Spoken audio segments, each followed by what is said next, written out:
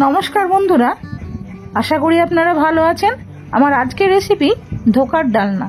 এটি একটা সম্পূর্ণ নিরামিষ রেসিপি। চলুন রেসিপিটা শুরু করি। মিক্সার গ্রাইন্ডারে 2টো লঙ্কা আর 3 টুকরো আদা আর ছোলার ডাল নিয়েছি। ছোলার ডালটা ভেজানো অবস্থাতে আছে। আমি প্রায় 7 থেকে 8 ঘন্টা আগে ছোলার ডালটা ভেজাতে দিয়েছিলাম। 1 গ্লাস মতো ছোলার ডাল নিয়েছি। এখানে ডালটা বাটা হয়ে গেছে। এবার মিক্সার গ্রাইন্ডার ধুয়ে জলটা দিয়ে দিলাম ডালের মধ্যে। আরো কিছুটা জল দিলাম আমি এর মধ্যে, প্রায় 1 কাপ মতো। দেখুন বন্ধুরা, ডালের ব্যাটারের ঘনত্বটা ঠিক এরকম হতে হবে। এরপর আমি কিছু মশলা এর মধ্যে দিয়ে দিচ্ছি। পরিমাণ মতো প্রথমে লবণ দিলাম, হলুদ আর 1/2 চামচ মতো চিনি দিয়েছি। এখানে খানিকটা কাশ্মীরি লঙ্কার গুঁড়ো দিয়েছি, 1/2 চামচ ধনে গুঁড়ো আর 1/2 চামচ জিরে গুঁড়ো, আর দিয়ে দিচ্ছি এখানে কালো জিরে 1/2 চামচের থেকেও একটু কম, আর খানিকটা কাসুরি মেথি। এবার এটাকে ভালো করে আমি মেখে নেব। দেখুন বন্ধুরা, ডালের ব্যাটারটা সুন্দর মাখানো হয়ে গেছে। এবার এটাকে আমি রেখে দিয়ে একটা থালা নিয়েছি। সেই থালার মধ্যে আমি একটু তেল ব্রাশ করে নিচ্ছি, কারণ এই থালার মধ্যেই আমি ধোকাটা বানাবো। এখানে ফ্রাইং প্যান বসিয়ে দিয়েছি গ্যাস ওভেনে। প্রথমে দিয়ে দিলাম অল্প খানিকটা হিং আর 1/2 চামচ জিরে, 1/2 চামচ মৌরি। এটাকে একটু ভেজে নিয়ে এবার এর মধ্যে দিয়ে দিচ্ছি আমি সেই ডালের ব্যাটারটা।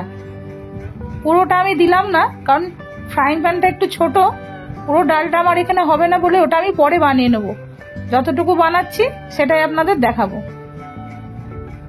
4-5 মিনিট ধরে ডালটাকে লো টু মিডিয়াম হিটে এরম ভাবে কন্টিনিউ আপনাদের নেড়ে যেতে হবে, তা নাহলে কিন্তু তলায় লেগে যাবে। দেখুন বন্ধুরা, ব্যাটারটা সুন্দর হয়ে গেছে। এটার ঘনত্বটা ঠিক এরকমই হতে হবে। এরপর এটাকে আমি একটু সেট করে নিচ্ছি। দেখুন বন্ধুরা, দেখতেও কতটা সুন্দর লাগছে। এবার ঠান্ডা হওয়ার পরে এটাকে আমি একটা ছুরি দিয়ে কেটে নিচ্ছি। গরম অবস্থায় কিন্তু কখনো এটা কাটবেন না, তা না হলে কিন্তু সমস্ত ধোকাগুলো ভেঙে যাবে। আপনারা ছোট বা বড় যেরকম চাইবেন সেরকম শেপে ধোকাগুলো কেটে নেবেন।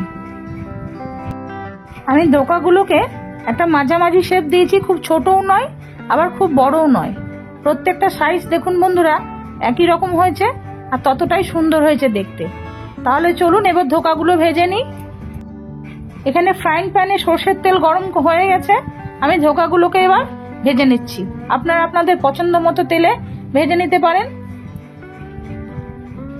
খুব লাল করে ভাজবো না, একটু বাদামি রং হলেই ধোকাগুলোকে তুলে নেব। ভালো করে উল্টে পাল্টে ধোকাগুলো আমি ভেজে নিলাম।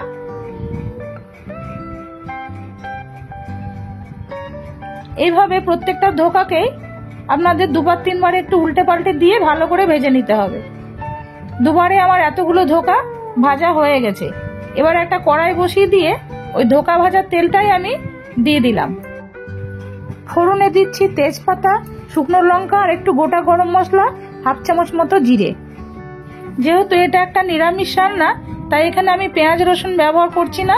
দিয়ে দিলাম 2 চামচ আদা আর কাঁচা লঙ্কা বাটা, আর দিচ্ছি 1 চামচ ধনে গুঁড়ো, 1/2 চামচ জিরে গুঁড়ো, পরিমাণ মতো হলুদ, আর এখানে কাশ্মীরি লঙ্কা গুঁড়ো দিয়েছি 1/2 চামচ।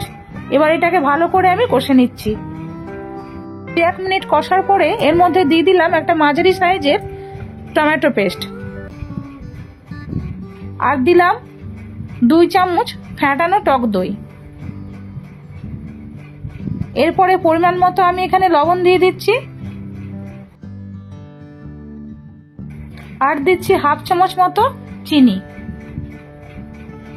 তারপরে এটাকে ভালো করে একটু কষে নিয়ে আমি এখানে অল্প একটু জল ব্যবহার করলাম। তারপরে এটাকে ঢাকা দিয়ে লো টু মিডিয়াম হিটে আরো 2-3 মিনিট আমি এটাকে কষে নেব। দেখুন বন্ধুরা, ফিরে এলাম আমি 2-3 মিনিট পরে। মশলাটা সুন্দর কষানো হয়ে গেছে, মশলা থেকে তেল ছেড়ে এসছে। এই সময় আমি দিয়ে দিলাম 7 থেকে 8টা কাজু বাদাম বাটা। এবার মশলার মধ্যে পরিমাণ মতো জল দিয়ে এটাকে আমি প্রায় 5 মিনিট ফুটিয়ে নেব। ফিরে এলাম 5 মিনিট পরে। এরপর আমি এর মধ্যে দিয়ে দিচ্ছি সেই ভেজে রাখা ধোকাগুলো। বন্ধুরা, এই প্রসঙ্গে আমি বলে রাখি, এই রেসিপিটা আমি সম্পূর্ণ মায়ের কাছ থেকে শিখেছি। মা খুব সুন্দর ধোকা বানাতেন, তবে এর মধ্যে মা আলু ব্যবহার করতেন। আমি আজকে আলু ছাড়াই আপনাদের বানিয়ে দেখালাম ঠিক সেই একই সেম পদ্ধতিতে। ধোকাগুলো দেওয়ার পরে বেশিক্ষণ ফোটানোর আর প্রয়োজন নেই। 2-3 মিনিট একটু ফুটিয়ে নিয়ে এটাকে নামিয়ে দিতে হবে, না হলে সমস্ত ঝোল শুকিয়ে যাবে। এর মধ্যে দিয়ে দিলাম পরিমাণ মতো গরম মশলা আর 1 চামচ ঘি, আর দিয়ে দিচ্ছি একটু কাসুরি মেথি। রেসিপি সম্পূর্ণ তৈরি। আপনারা এরকম ভাবে বাড়িতে ধোকার ডালনা বানিয়ে ভাতের সাথেও খেতে পারেন, আবার পোলাও, ফ্রাইড রাইস এগুলোর সাথেও ভালো লাগে খেতে।